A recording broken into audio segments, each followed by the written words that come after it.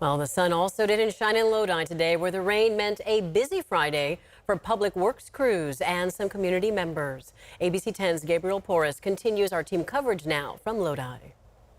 Given that this is the first major storm system for the area so far this season, it's not ditches and canals like this one that are the main concern today. Instead, it's what's in the background, all these trees, because when the rain falls, so do the leaves, and in many cases, they try to end up in the same place. Fighting through an onslaught of leaves and relentless rain, this drain on Stockton Street is working hard, but perhaps not as hard as these City of Lodi crews.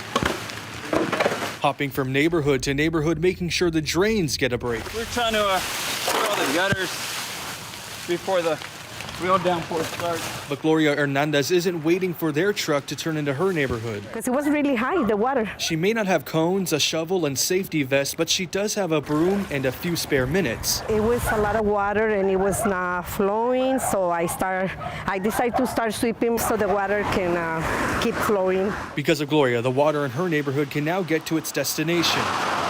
And after a wet morning shopping trip in Lodi, Valley Springs resident Karen Jacobs hopes to be able to do the same. No crashes or anything, though, that you saw? No, nothing so far. Hopefully nothing on the way back either. Drive slower, especially with the first rains.